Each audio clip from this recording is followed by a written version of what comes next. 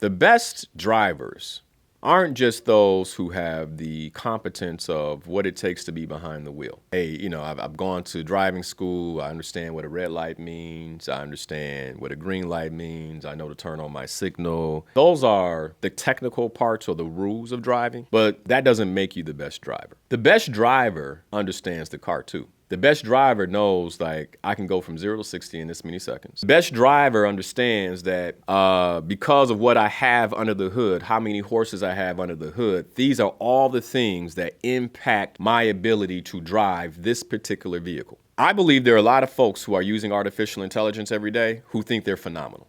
And they have no idea what's under the hood. They have no idea what they're driving. And because they have no idea what they're driving, they think they're actually driving it fast. And you have no idea what's under the hood of artificial intelligence. And so you don't even realize that people who are educated on the subject would lap you in moments. If you don't understand what's under the hood of artificial intelligence, then you don't understand how fast you actually could accelerate.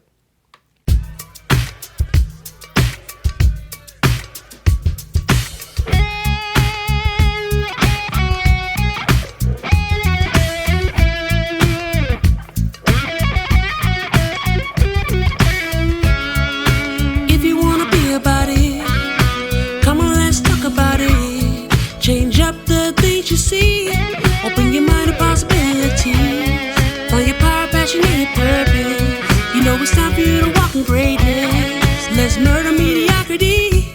Slay your goals, live out your dreams. Right now. Inspiration and perspective. Open your mind to a better life. It's time to live your dream. Your purpose now. Inspiration and perspective. Let's slay your goals.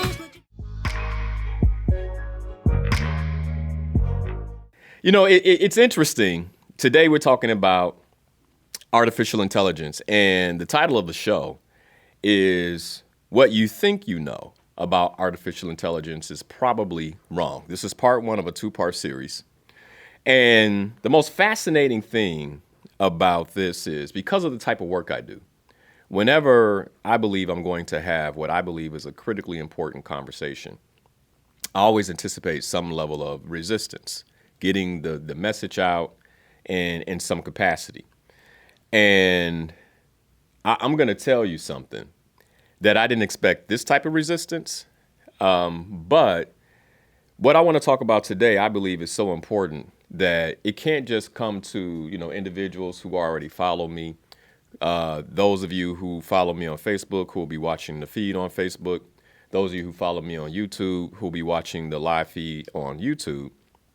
This is something I firmly believe that if there's a random person tuning in today, they need to know, they need to understand, because it's absolutely life-changing. And I'll get into it in a little bit in terms of this conversation around artificial intelligence. I'm going to start with the story, but before I do that, I want to cue up this conversation because we talked about artificial intelligence at the end of 2024 in a show that I called The Last Year of Now. And during that show, I talked about how I believe that 2024 is the end, like the true end of an era as we move into a brand new era. The end of the era being the information age. While we still use information, we're getting it much differently. And the beginning of the era being the artificial intelligence and robotic age. Okay. Now, the reason why less than 6 months later, I'm having another conversation about this is because just about everything that we covered towards the end of 2024 and the beginning of 2025, because we did a show at the beginning of 2025 titled The First Year how did we title that show? You remember, Ide? First Year of Now. Yeah, The First Year of Now. And in that show, I talked about how artificial intelligence and the combination of artificial intelligence with robotics is basically, we will begin to see how everything changes in 2025. For any of us who are mature in our careers, any of us who have been around for a little while, I believe that 2025, 2026 are going to be years that we fundamentally remember, just like we remember email. Email, 1990. I remember in college where they gave us something brand new. They're like, Linnell, you get to have an email address, right? Now I'm dating myself, but email was brand new. And for many of us, let's say, that's like back in 1990, many of us, we remember the first time we used a mobile app, right? First time you used a mobile app, you might not remember the year, but it was about, 2008, 2009. The iPhone dropped in 2007. Mobile apps were introduced then. And then before you know it, now today, many of you couldn't live without the apps on your phone, right? You're running your life via the apps on your phone. Like I said, that period between 2007 2009 marks when that happened. I believe that 2025, 2026 are going to be very much the same in terms of how impactful technology like artificial intelligence and robotics is on how we live. And so that's why I think, the conversation that I want to have today is so critically important. All right, that's number one. Now, let me cue this up. Before I tell the story, let me tell you how we got on the air this morning. Because if you're a regular listener, you may have been thinking, man, is Linnell Harris coming on today? Is Inspirational Perspective airing today? We didn't know that there was a recording. We didn't know that for whatever reasons, with it being a holiday weekend, a technical producer wouldn't be here. I showed up. My team showed up. Ide's here. And we're like, man, if we're here, let's do live radio. Now, no technical producer. There's an extremely complicated board, soundboard in the technical producer studio room with multiple monitors. And Ide, because we don't have a technical producer, you can't run in and turn your mic on. I almost want to tell you to go in and turn on your mic. But let me explain as best as I can exactly how we did it. So I told Ide, I said, well, look, in the age of artificial intelligence, we don't need expertise. I don't need the education of a soundboard. You don't need the education of a soundboard. What we do need is information. And so I told him to take pictures of the soundboard, take pictures of the monitor, and ask artificial intelligence. In this case, I believe he used ChatGPT, correct? Ask ChatGPT, how do we go live on the air using this particular technology? And, well, if you're wondering whether or not it worked, your answer is you hear me. And I believe that is the perfect cue for what I want to talk about today in terms of artificial intelligence. Because I was going to talk about the 10 things that I believe everybody must understand about artificial intelligence and why this has to be on your radar. Like, you can't afford for this not to be on your radar. We're living in a time now where academics as we knew it, right, aren't as important anymore. And let me be very clear about that, because I'm not saying education isn't important. I'm saying academics as we have known it is not as important. You do need to be educated, right? In order for us to do that, there's a certain level of education. In this case, not just AI intelligence, right, but the ability to properly prompt, all these different things that are necessary for us to say, well, this is how we're going to get on the air, okay? So education is still very necessary, but academics, and what I mean by academics, things like, because you have these lanes, if you will, right? I don't know if I could say the same thing about finance, but you say, well, financial education is very important. Yes, and it's very interesting because I have a friend who is a financial advisor who hasn't made a sale in 1 year. I want you to be very clear about this. Hasn't gained a new client in 1 year. Now, you may ask why. Do people not care about their money the way they cared about their money in 2024, 2023? Or are individuals who are at the level where they would hire a financial advisor now using artificial intelligence to make intelligent financial moves in ways that they would have leveraged a financial advisor just a year ago. Right? So then let's go back to academics. Is academically financial expertise at that level still as important as it was? I would say yes. Here's where my friend is missing. What my friend is missing is the combination of the work that they're currently doing today and pairing it with artificial intelligence and using that to gain leads. Let me give you an example. I would say something like, hey, if you're currently using ChatGPT as your financial advisor, you should give me a call, right? That gets that person's attention because that's what I'm doing. If you're currently using Gemini as your financial advisor, you should give me a call, right? Because if that's what people are doing, then that actually catches their attention. And then I will be putting out blogs via artificial intelligence that basically talks around how ChatGPT is an open AI system. You don't want your finances out there. As a financial advisor, let me support you in instructing you on how to properly create financial tools on your computer in your home that are closed that will support you moving forward. So now I'm going from being a financial advisor, right, to really an artificial intelligence instructor around financial advice. Pivot. There's a pivot there, right? So I'm taking what I know academically and applying it to what's happening in artificial intelligence and technology in a way that still makes me relevant, staying ahead of the game. I want to kick off today's conversation with the story. And it's a personal story. This is a story about me in my early 20s. Anybody who has listened to me for a long time, you may have heard this story, but there is a piece that I think is critical to the conversation that we're having today.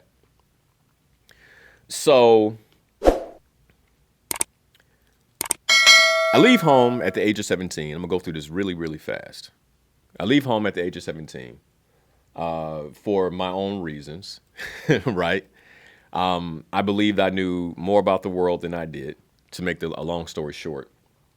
And I go to a 2-year college. I played ball. I got a phone call from the coach, which is the only reason I went to college, because otherwise I wouldn't have gone to college. I go to this 2-year college. And then after that, because of sports, I decide to go to university, okay? Having been somewhat sheltered, and I would say, not fully sheltered, but somewhat sheltered, I get to university, and there's just, so much happening. I get completely, and don't combine sports with that, right? I get completely side-railed.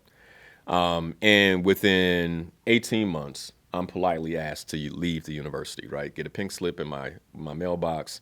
You're no longer wanted at this educational institution. All right. And so I have to go back home, which, if you imagine leaving home at 17, the idea was never to go back.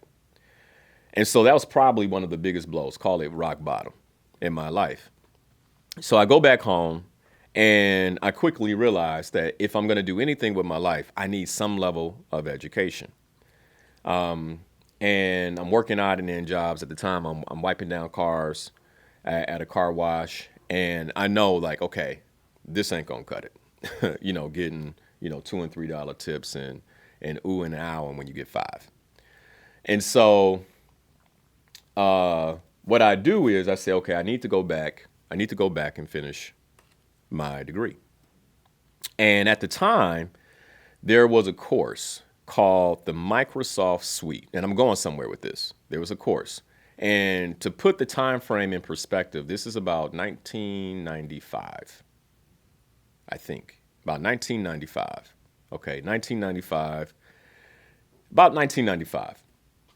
And there's a course out there called the Microsoft Suite, like becoming an expert in the Microsoft suite. And at the time, the Microsoft suite consisted of Microsoft Word, Microsoft Excel, all, some of the same things. But there was one that you probably, if you're young, you didn't hear of. I'm curious idea if you know about this one. Microsoft Access. Have you heard Access before? You have? Okay. All right. It's not out there anymore because technology has moved on. But Microsoft Access supported you in building out databases, things like that. And so I took this course and I learned how to properly use all three of the items in this Microsoft suite. And this is at a time where it was brand new. And having this level of knowledge and this certification began to immediately open doors for me. In fact, I did a job interview with Allstate. They were going to put me in the mailroom. But at the bottom of my resume, I had, that I have completed a Microsoft Suite education and certification course. And so when I turned down the mailroom job, they called me back and they said, hey, what do you think about applying the skills that you have to a role that we have around resource planning? We need someone who can actually enter things into the database. Most people don't know. Listen to me. Most people don't know how to use Access. Do you know how to use Access? I'm like, absolutely. I know how to use Access, and I know how to build databases in Access. Now, mind you, I don't have a college degree, but I do have a specialty. And so they bring me on to this job, okay? They bring me on to this job. And when they bring me on to this role, what happens is I begin to excel. And the reason I begin to excel is because none of my peers, who, by the way, have bachelor degrees, master's degrees, like I'm in the room with people who are far more quote unquote educated than me, right? But Microsoft products were so new that most of them were still struggling with Word. Like, how do I use this? And again, remember that communicating via email is still fairly new. I mean, it's maybe a few years old at this point, okay? And so here I come in, a young man. I've learned everything about email and, even though I didn't get a lot done in college, I did email because it was the best way to get in contact with girls, right? So I figured this email thing out. And now Microsoft Suite, which is this brand new product, I got that under my control too. So combining that between Microsoft Word, Microsoft Excel, and Microsoft Access, all of a sudden, I'm the MVP in the office. And this is because of technology, right? Now, where am I going with this? Being the MVP in my office supported me with getting my first promotion without a degree, because I remember having a conversation with my boss that, hey, if I have to stay in this role, maybe I should go. And I remember the look on his face because I was the only one who understood the back-end coding of the Access database that ran the entire center. The only one. Okay? And because of that, he had to bend the knee, and I know he didn't want to.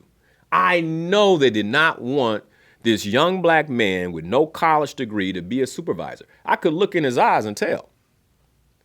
But guess who became a supervisor?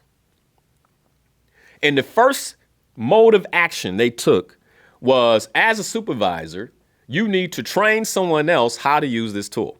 Right? They're like, we are not going to let you keep this rope around our neck. Right? I mean, let's just be clear, right? We're not going to let you do that. I need for you to train somebody on how to use this tool. And that was my first command as a supervisor. And he's going to be working directly for you. And part of your success as a supervisor is whether or not he can actually manipulate and move this tool in a way that you can without you. Which, if I was the boss, I'd have done the same thing, right? Now, where am I going with this? I was able to get my foot in to leadership because of technology. Not because I was a great leader, but because of technology. Now, I'm telling that story because we are in, hold on, let me also pause. I became supervisor over my peers who were more educated than me because of the timing. I want you all to really understand this. I became the supervisor over my peers who were quote unquote more educated. And I'm gonna go back to what I said about academically, right? More academically educated, but they didn't have the specialty necessary to move the business forward at that time. Okay, you have a master's degree in business. Okay, you have a bachelor's in marketing. Okay, all those things are great, but you cannot move the business forward the same way Linnell Harris can. And so I can afford to lose you because there are plenty of people out here with marketing degrees, right? I can afford to lose you because there are plenty of people who have accounting degrees that aren't using them. But I can't afford to lose this young man who does not have a degree, but has a technical specialty. Okay, where am I going with this? We are literally in the exact same period right now. We are literally in the exact same situation right now. Let me give you a perfect example. Last year, I hired a number of roles. It will be the last time I hire anyone who does not have an AI specialty.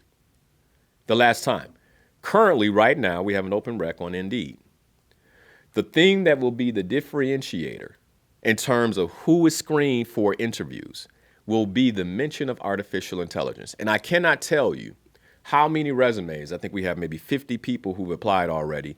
I've looked through maybe 10. I just kind of took a look. Of the 10 that I looked through, not one person has featured artificial intelligence as their differentiator.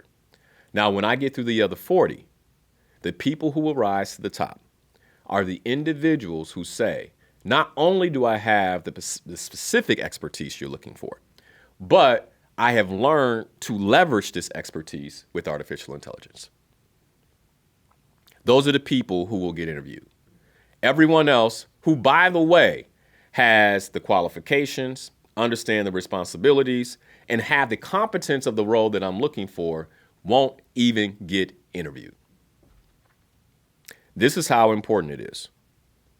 This is how important it is. Okay, so all that being said, that is why I think this conversation is of critical importance.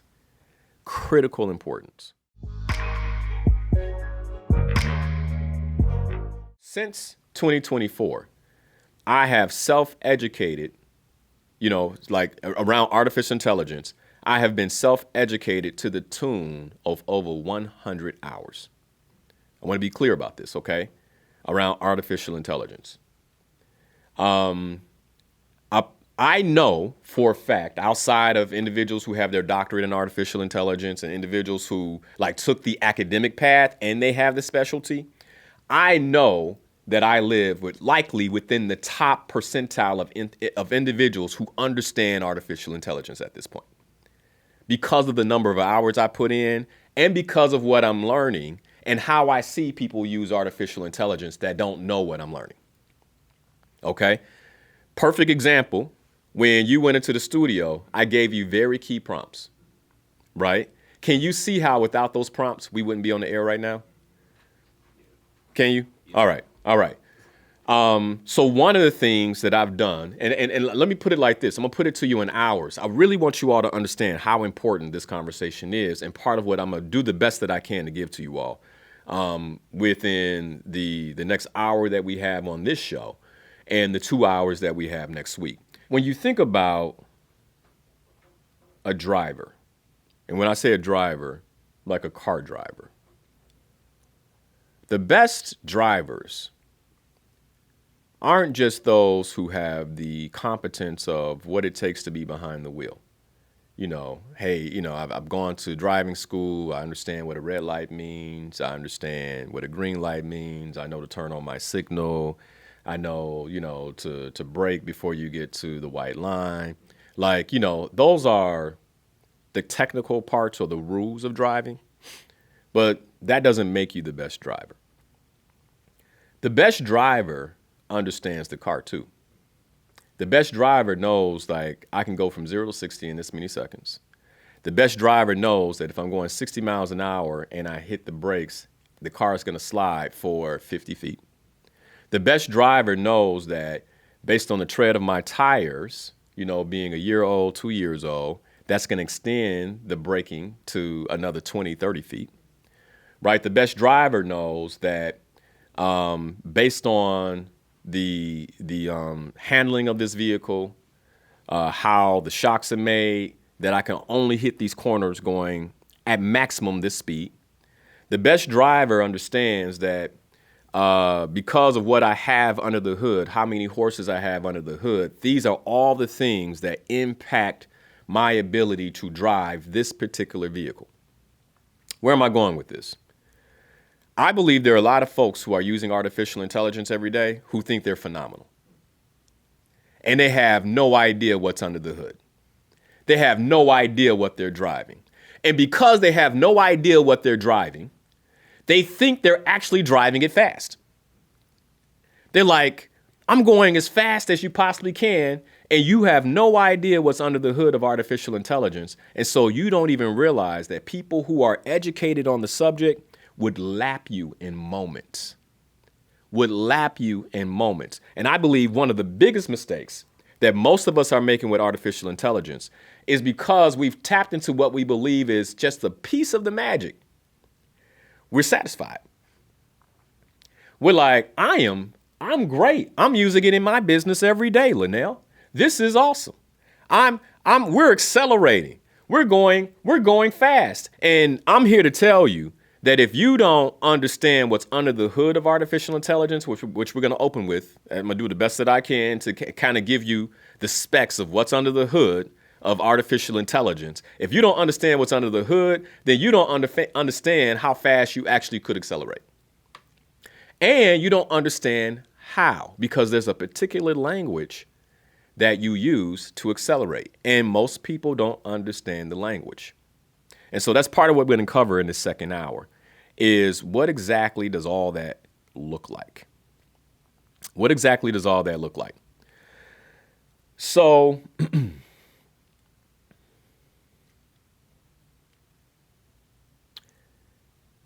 we're living through what I believe is one of the most transformative technical shifts in human history. And my biggest fear is that most people don't understand what's actually happening. But not just that, when I think about our community, right, the folks that are listening to me, the majority of you, our competence around AI is lower than most. And that scares me too. Because if we're going through one of the most transformative technical shifts that we've ever gone through in human history, where does that leave this community if we don't know what we're driving? If we're using it and we don't know what we're driving, and for many of us, if we're just not using it. So one of the reasons I'm doing this two-part series is I really want to begin to distinguish the hype from the truth. And I also want to teach you all how to critically think about artificial intelligence in the future. I want you to understand certain things like LLMs. I want you to know that when you hear that, that means large language model. I want you not just to understand the acronym, but I want you to understand what a large language model is and what it does and why knowing that is important. I want you to understand how large language models are about to emerge with technologies like robotics and completely change our lives. Okay? I also want you to understand that artificial intelligence is not human. It is not magic. It is not sentient. And more importantly, it is not your enemy. It is not your enemy. After I did the show the last year of now, I got a number of emails from folks. And one of the emails I got was an email from someone who basically was asking me, Linnell, why would you promote something that clearly is going after our community's jobs? Why would you, in many ways, this is what they kind of put in the email, why would you glorify something that is coming for the human experience? I thought so much more of you than that. That's kind of what they said to me, right? And the note went on and on. It was a fairly long note where they expressed their concerns. They were chastising me and looking to correct me. And you need to change your perspective on this, your view on this. Let me say this. If you believe that artificial intelligence is the enemy, what I need for you to do is to learn everything about the enemy you possibly can. Isn't that what you do in war? Right?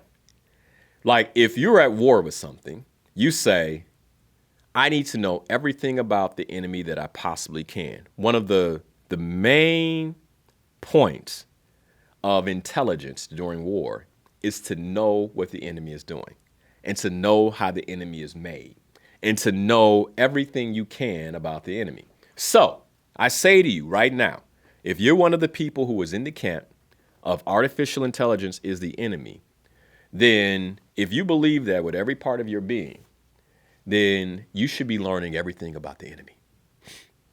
Because that's what we do when we're at war, right? Isn't that what we do when we're at war? We want to have a central intelligence agency that is behind the lines and telling us exactly what is going on. So I'm saying that because if you believe that artificial intelligence is the enemy, yet you have not used or learned anything about artificial intelligence, I'm saying to you that you are a poor general in life, that you are a bad commander. And I'm not mincing my words. And I challenge you to then treat artificial intelligence like the enemy and learn everything you can about it. If you believe it's the enemy, right? I mean, this is just War 101. I believe it's one of the first courses that if you're in officer training, you begin to learn, right? You need intelligence on your enemy. So don't get mad at me. Just keep listening so you can get that intelligence. And I believe that if you believe artificial intelligence is the enemy, the biggest enemy to you is your ignorance around artificial intelligence. And I'm saying that with love. I'm saying that with all the love that I can in my heart, okay? I do care about you. This is why we're having this conversation. The question I have to you today is, are you clear? What do you mean by that, Linnell?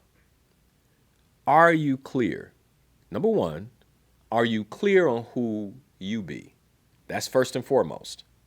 Are you clear on who you are?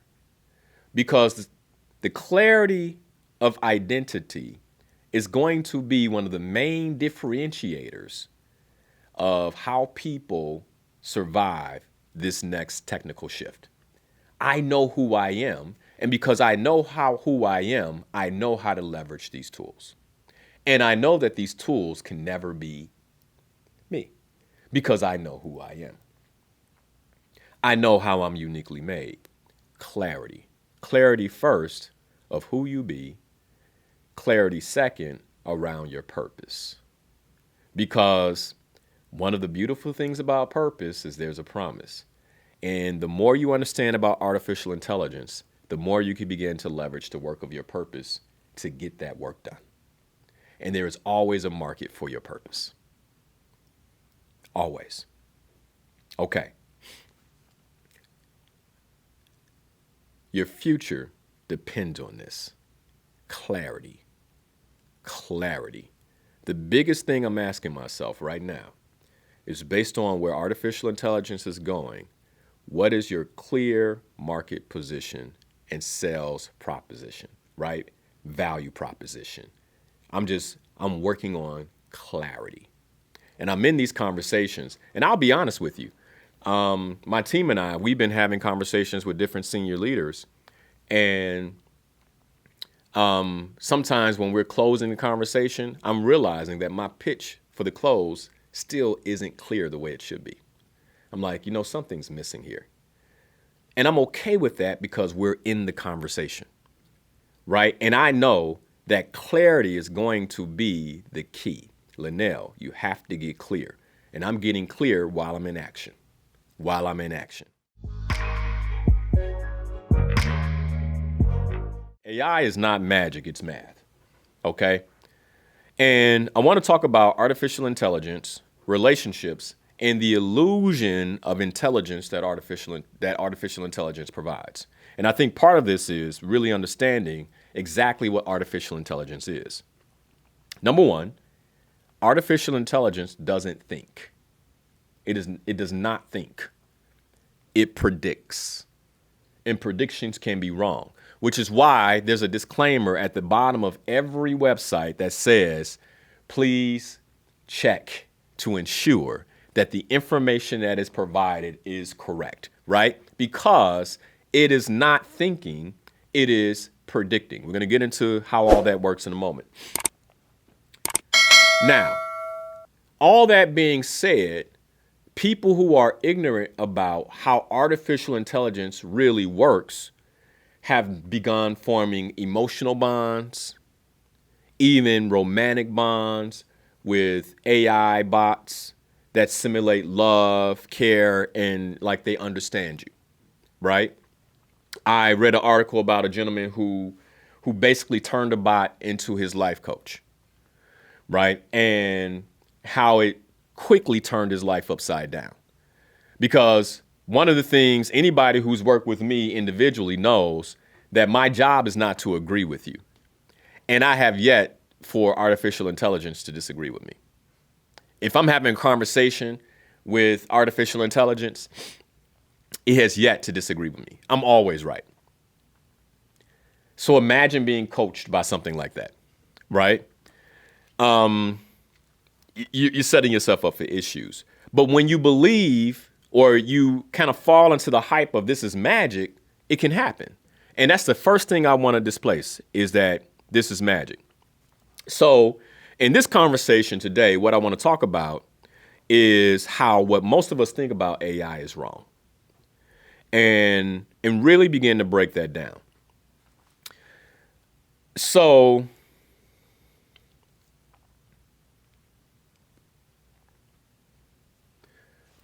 the reason this conversation matters, and I've said this a bit before already, is artificial intelligence is currently shifting, one, how we work, two, how we get educated, three, how we discriminate between the content that we read, the content that we get. Some content you're not even getting because of artificial intelligence in the algorithms, right? And it's important that you understand that. And it's beginning to even impact our interpersonal human relationships. So let's start first with what I believe is probably the most important conversation. And that is, what is a large language model? What is a large language model? And for most of us, I believe that the majority of you are using ChatGPT. And so let's kind of talk about specifically how a tool like this works. How does ChatGPT, how does it work?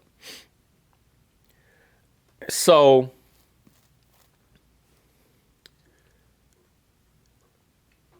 whatever you prompt, whenever you put something into ChatGPT, that's called a prompt, right? And by the way, I want to be very clear about how important prompting is. I have spent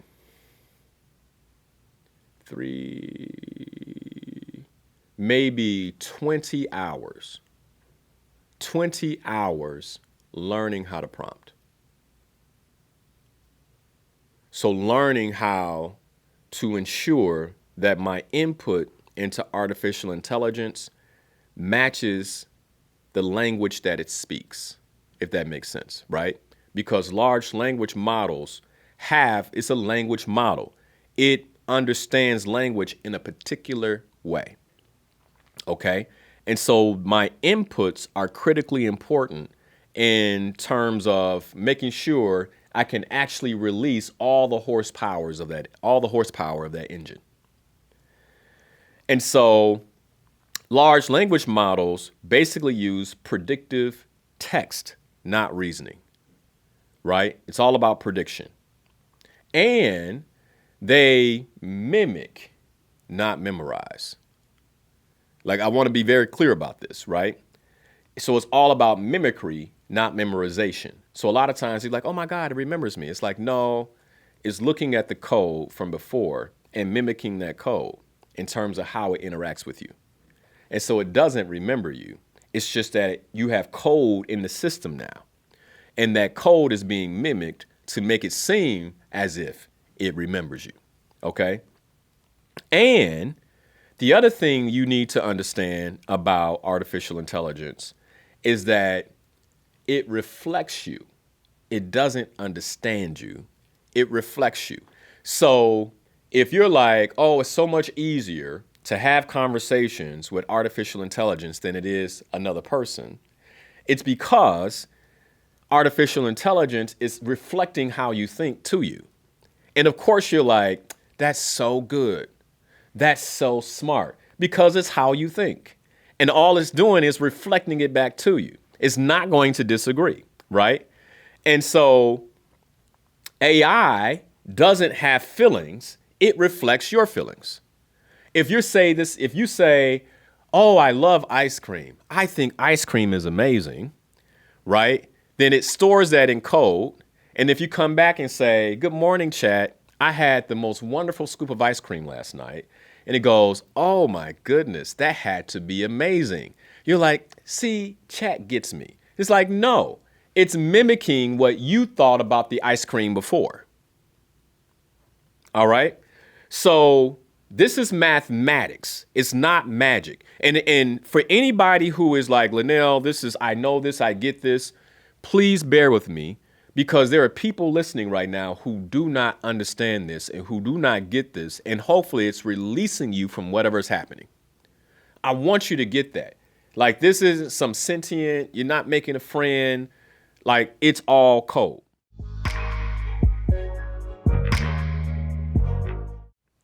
The important part is, even with all of that, AI is still not the enemy. Maybe the way people are coding it and taking advantage of the opportunities, that's not a good thing, but there's a human behind that, right? Maybe they're the enemy, but the bot itself is not the enemy, because AI is not good or evil. The problem is humans are, right? AI is nothing more than a tool. So the way I think about this is, if I have a hammer, right? I'm a 200-pound, 6-foot man. I can either properly use the hammer to put a nail in the wall and hang something, or I can misuse the hammer and really hurt somebody. Right? Now, I imagine my size with the hammer, even here in the studio, walk out into the lobby. If I went nuts, I could do some real damage before they stop me. Right? So this is what's happening with AI as a tool, right? It's a tool. So some people are out here doing real damage. And unfortunately, if the regulations aren't in place, they can't be stopped, right? And then at the same time, there are people who are properly using the tool. And that's what we want to talk about. Don't fear the tool, master it. Don't fear artificial intelligence. I need you to master it. Now, let me share this part. When I did the show, the last year of Now, I was interacting with artificial intelligence on purpose to curate the show, because I thought that was the right thing to do. If you're talking about artificial intelligence, you should use artificial intelligence to curate the show. And so I'm having conversations at the time with ChatGPT, and I didn't know everything about large language models in the way that I know about them today. And so I'm having this conversation, and the conversation feels magical because it's brainstorming with me. And I'm saying, what about this? And it's saying that. And I said, well, I need a title for the show. And it goes, you know, Linnell, I think the best title for the show would be something that is riveting, that builds emotion, and also lets them understand why this conversation is so important. What about the last year of now? And I went, that's amazing, Chat. Like, Chat named that show, right? I'm like, that's amazing. And I remember going to my team saying, man, I had this conversation. I don't know if you remember this, Ida. I had this conversation, man, and it felt like artificial intelligence, like, was thinking with me. And I was talking, and Sue, who's on my team, her son has a doctorate in artificial intelligence. And she goes to him. She's like, we're having this amazing conversation. And he's like, Mom, it's a large language model. And, she came back and she's like, yeah, he was completely unenthused about what I shared with him. She's like, but he's a scientist, blah, blah, blah. Now I remember thinking like, that's interesting because he knows more about this than I do. And I'm so high on it and he's not. Well, since then, I've hundreds of hours more of training and understanding of artificial intelligence. I now completely agree with her son. It's a large language model. It is doing what it's supposed to do. And what I found is that when we don't fully understand the tool receives way more hype than it should. All right? Here's the other thing. For those of us who are using it, it's receiving more hype. And that's okay. I want you to understand what's happening so the euphoria and the magic of it goes away and it becomes more 2 + 2 = 4, right? That's what I want you to understand about it. And for those who aren't using it, I really want you to understand that you've got to get involved. Like, you've got to get involved. Now, for those of you who still aren't convinced that AI is not the enemy, I want to use history and the pattern of technological panic to help us get over this. Because I get that when you're somewhere emotionally, it's going to really, like, it can cause you to kind of disconnect and just not agree. When electricity first came out, think about this. When electricity first came out, there were people who feared using electricity because they thought it would cause brain damage. And I get that. Imagine if the way that you receive light was always through fire in some capacity, whether it was a gas lantern, a candle, you name it, right? You had to have fire. And then all of a sudden, somebody flips a switch and the room lights up. That ain't right, bro. You get where I'm going? That ain't right. That ain't right. What is the side effect of electricity, right? And so they made up things, and there were people who avoided electricity because they did not want to get brain cancer. All right? And those people were behind the 8 ball when everybody realized that you don't get brain cancer. All right? Not by brain cancer, brain damage. I'm sorry. When the automobile was introduced into mass production, there were people who were really concerned about where the horses would go. Well, what are we going to do with horses? This is not right. Right? This can't be it. Many people also believe that automobiles would ruin society and eliminate all jobs. Because if in the past, my job was to put things on my horse and buggy and take it from one town to the next, and now a car can do that faster, where you're messing with my job. Does this sound familiar? Okay. And so there was a push against the automobile. The same automobile many of you are using to make money, and the same automobile that you won't be able to use to make money in the next 5 years because there will be an autonomous driving. That's over. Like, it's time. If you're, with all the love in my heart, if you are an Uber driver or a Lyft driver, you have to begin making your pivot. You just, if you're listening to me right now and you're driving and that is your job, you have to begin, like this conversation, you have to begin thinking about your pivot. You just have to, okay? Because while autonomous driving through AI will be available, that means something else is going to be available, right? And that's where this conversation is going. When the calculator came out in the 60s, 50s, and 60s, there were teachers who thought it would kill math skills. Like, if young people are using calculators, they're going to be math dumb. Well, here we are in 2025, and I think we see that's not true, right? I grew up with a calculator, and I can still do math in my head.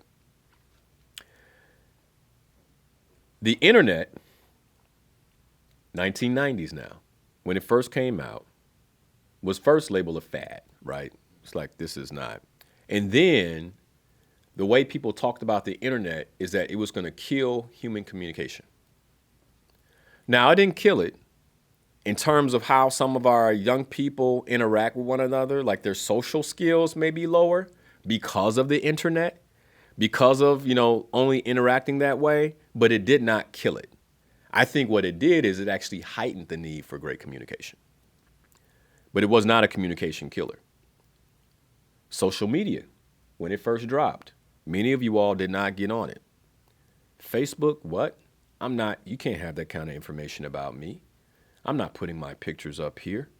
It's going to take away my privacy. It's going to kill my mental health. Now, for many of us, it is one of the main ways that we leverage business. Even now, a good portion of you all are listening to the show via social media. And so there's something here, right? There's something here.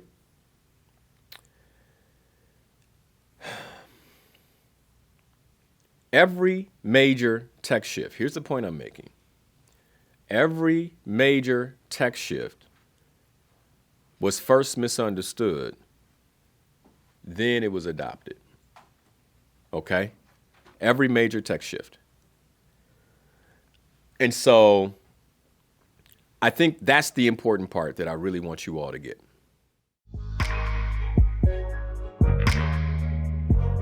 What can artificial intelligence do and what can't it do? Let's go into that. Here are the strengths that I've learned about artificial intelligence. And by the way, what I'm learning more than anything is that I am the limitation of the AI tools that I use, right? So here are the strengths. It speeds everything up. The scale, like everything is scaled. Everything is scaled, right? I can scale almost everything in my life and everything in my business using artificial intelligence. Artificial intelligence is the great summarizer. So now I can take in information even faster through summarization. And it is a phenomenal pattern recognizer. So if I want to leverage it properly, I should be leveraging it to look for patterns in my business, patterns in sales, hey, here's what's happening. Here's what's happening when I close deals. You notice anything? Are there any patterns that you see? These are the major strengths of artificial intelligence, okay? Speed, scale, summarizing, and pattern recognition. All right. Now, if we understand the strengths, we should understand the weaknesses, okay? The major weaknesses is that artificial intelligence has no empathy. It doesn't care about you. It doesn't care about other people. It's a tool. The only reason it seems to care is because you care, right? Okay? It has no empathy. It has no value. And listen to me when I say this. It has no true comprehension. And this is going to be really important in terms of what we talk about next, okay? All right. The best way for me to put this is that AI is a calculator, not a mathematician. You understand the difference? Okay, like, do you fundamentally, does that make sense to you, Ade? Okay. AI is a calculator, not a mathematician. So what's the difference? A calculator can only solve the problems that it's given. A mathematician can think about not just the problem, right, but work through the solution to the problem using everything that it understands about math, right? A mathematician can also create brand new problems. A calculator cannot. All right? AI is a calculator, not a mathematician. Here's the critical point. Understanding artificial intelligence limits protects your expectations of it. I do not expect for artificial intelligence to get it right all the time. As a matter of fact, I was running something the other day and it got it wrong. And I'm like, okay, so then let me properly prompt it. You get where I'm going? So I know that I need to understand how to better prompt it. I was having a conversation with someone. They're like, man, AI keeps getting this wrong. It's not reliable. And I'm like, yeah, it's probably more your prompting that's wrong, right? Because it's a calculator. If you put in the wrong equation, you get the wrong answer.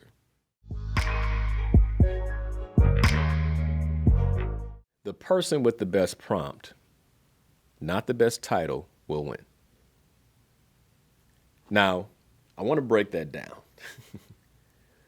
The person with the best prompt, not the best title. When I say title, CEO, COO, CHRO, C-suite that, millionaire this, like all the titles that we normally give, like the titles, like that's not going to matter in the future. What's going to matter is, are you the best prompter? I hope this is making sense. Let me just, Facebook members, if this is making sense to you all, I want you to just give me some hearts on there. Like, Linnell, I'm with you. I'm following. Like, this is making a lot of sense to me. Okay. Like, if this is making sense to you, I really, like, give me some hearts. Let me know, like, this is clicking. This is making sense. By the way, share the stream for anybody who you feel needs this information. Okay. But just, let me know that I'm on the right page here. Okay. Okay.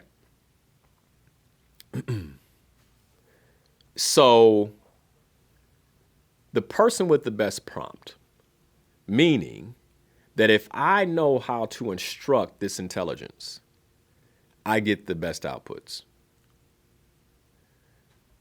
Now, I believed that prompting, which is instruction to artificial intelligence, will be the new literacy in this era. Like, I believe, let me say it again. I want you all to really get this. I believe that prompting, which is the ability to instruct artificial intelligence, will be the new literacy in this next era. Which is one of the reasons I've done over 20 hours of prompting training.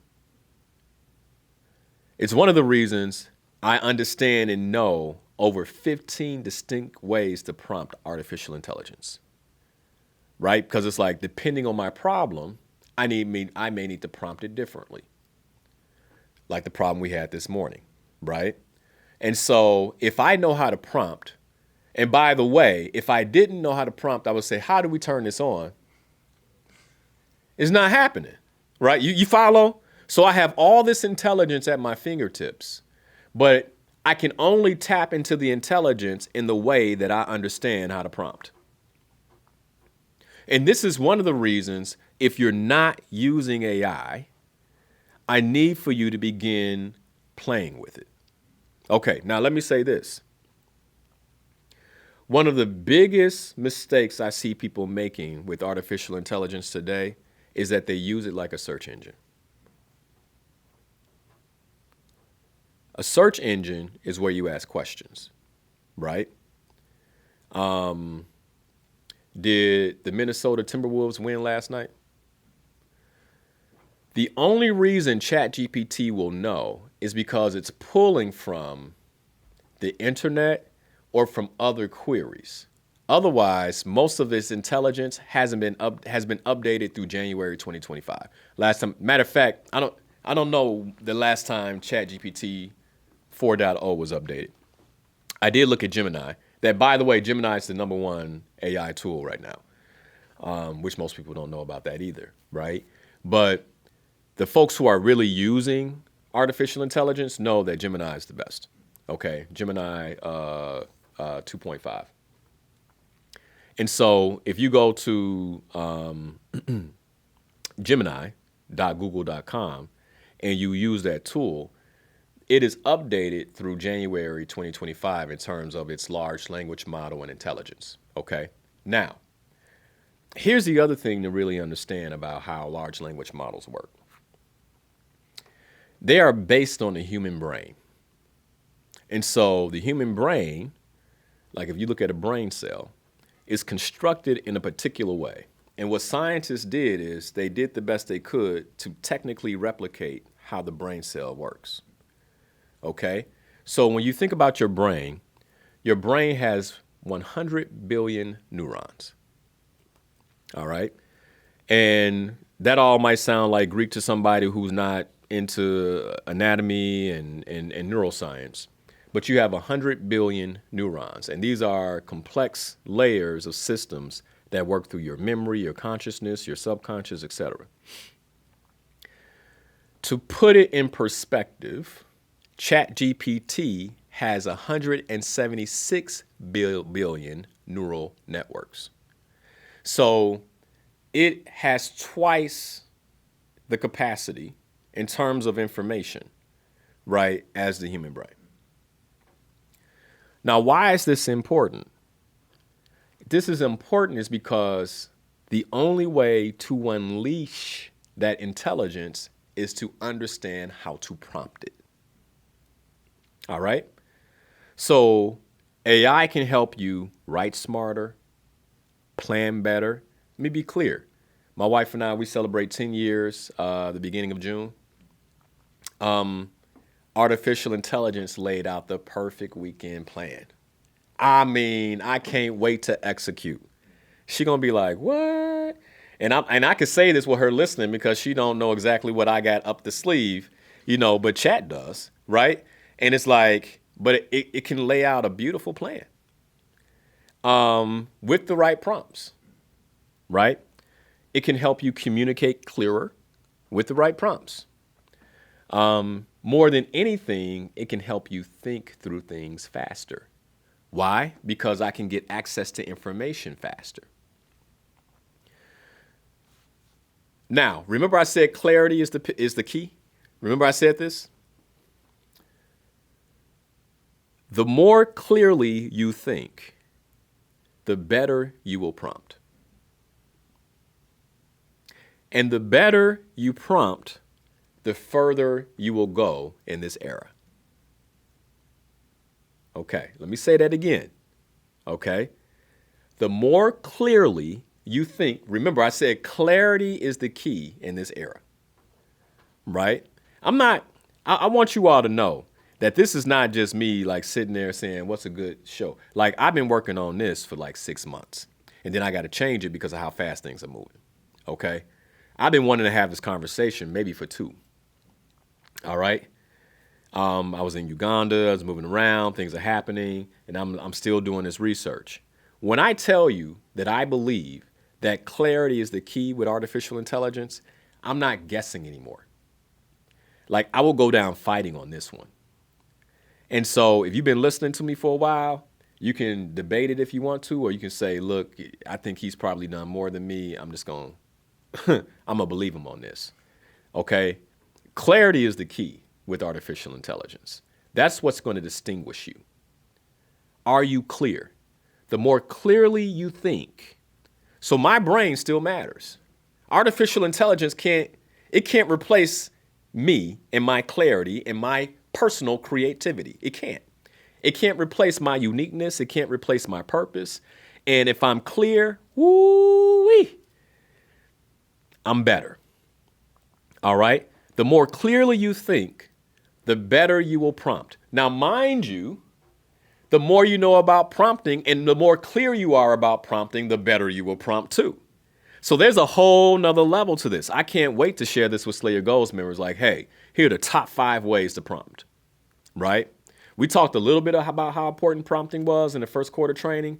We're going to spend a lot of time on prompting, okay?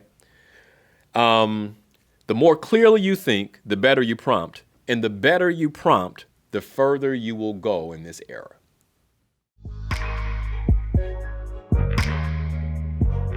Number one, I need for you, if you are afraid, to shift from fear to fluency. If you are afraid of artificial intelligence, what I need for you to do is I need for you to shift from fear of the unknown to artificial intelligence fluency, to now you know. That's number one, okay? Number two, I need for you to begin asking better questions. One of the questions that I believe most people are asking is, will AI replace me? That's the big question, right? If the phone lines were open and technical producer was here today, I'm sure by now I would have gotten a phone call. Do you think AI will replace this or that? And we can talk about that next week. But will AI replace me is not a good question. Here's a good question. How can I use artificial intelligence to amplify who I am? That's a great question. Now, here's the problem. If you're not clear on who you are, well, there's something in front of that, right? But if you're clear on who you are, how can I use artificial intelligence to amplify who I am?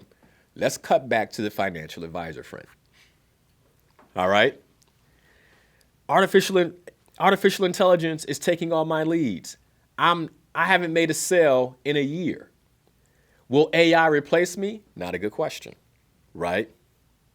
The better question is, as a financial advisor, how can I use artificial intelligence to amplify the work that I do?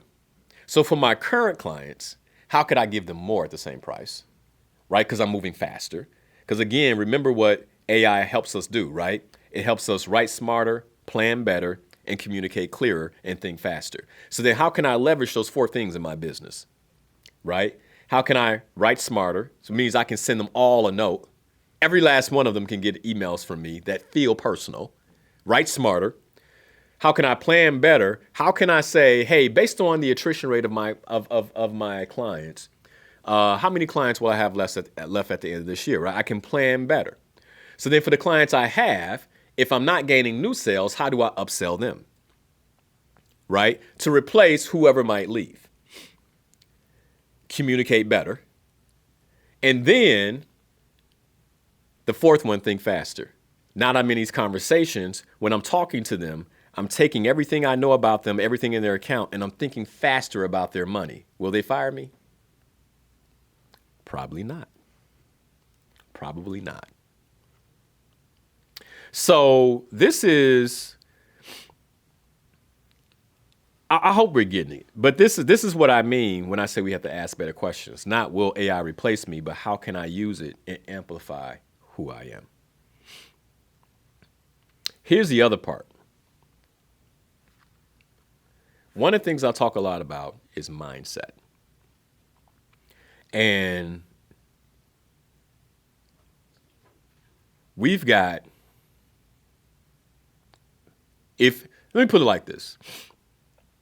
If you feel like you don't have a strong mindset, like you're not clear, you've got about I don't even know if you got a year, maybe 6 months to really gain a clear mindset, to get leverage on this, right? Your mindset must evolve faster than the tech. See, the difference is the tech is not going to be, artificial intelligence isn't distracted. It doesn't care about entertainment, right? It just wants to exist and interact. That's it, right? Very clear about its, it's programmed to be that way. And so as these changes take place, our mindset must evolve faster than tech. My ability to accept what's new, my ability to interact with what's new. Like, this is a big deal, you guys. let me tell you, let me just kind of take you into what my days look like now. Obviously, during the week, working with my team, we're interacting with AI as a tool almost every day, all day. All right. On the weekend, yesterday, I woke up at 6 a.m. and I started artificial intelligence courses.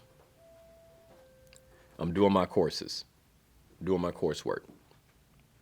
One of which was like a prompting course, like how to be a better prompter. What are the different ways of prompting? 6 a.m., I'm up before my entire family. By 9 a.m., the family's up there in the kitchen. And I'm still working through some of it with my children around. I'm showing my son some stuff because I want him to think about this in a particular way. Okay? I want them to know that this is something that I think is important. I didn't finish up until about noon. 6 hours of artificial intelligence training. That's how important on the weekend, that's how important I think this is. Okay? Today after the show, I will debrief with our day, and then I'll do another 3 hours of training. I'm not just talking about this because I think it's a great topic, because I think it's a phenomenal fad, because I think it's clickbait. I'm talking about this because I believe that this is the next move with every fiber of my being. The biggest question I have for you is, if you are using artificial intelligence today, are you using it to make your life smaller, meaning becoming more insulated, or are you using it to make your life bigger, meaning putting tools out, leveraging things that actually make an impact? That's a big question for you.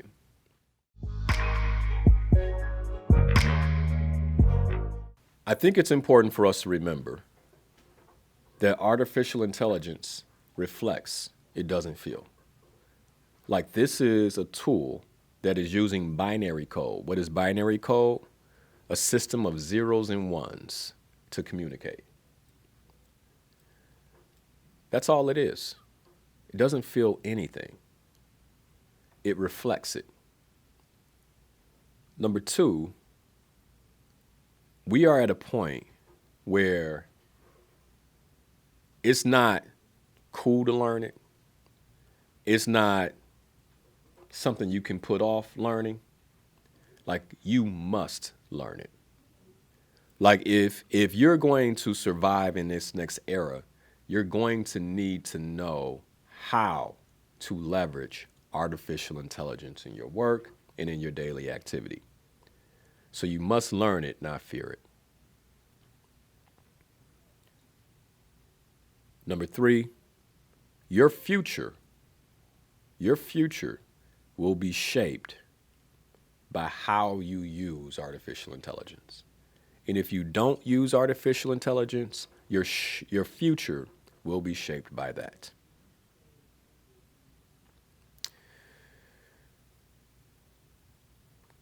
I think it was it last year, Ade, or 2 years ago, when UPS workers won that strike? It was last year. I think it was last year. I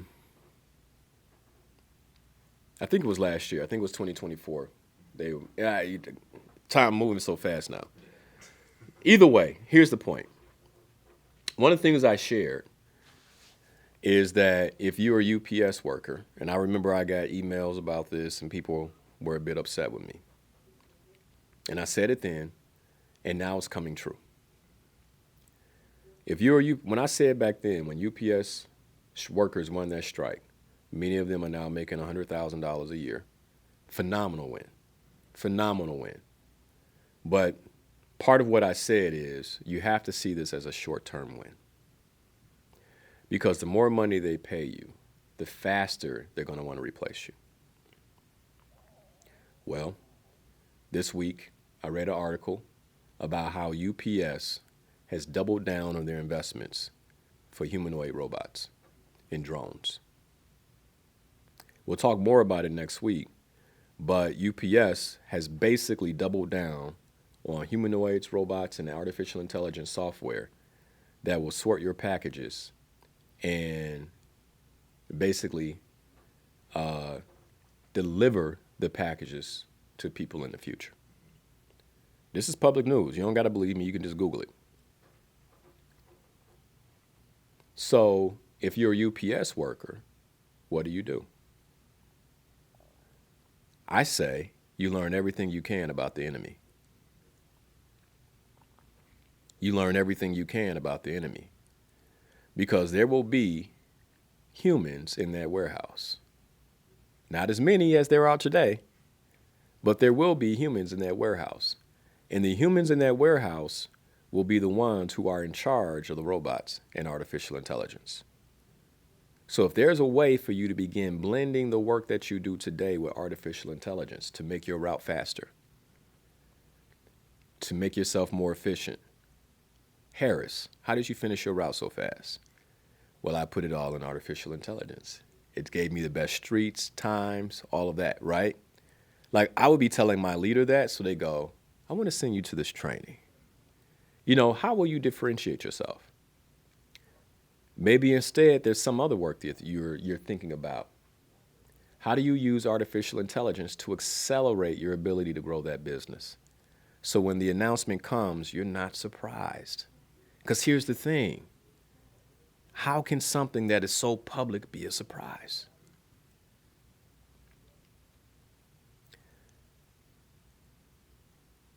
This is where I am in this conversation. What I do know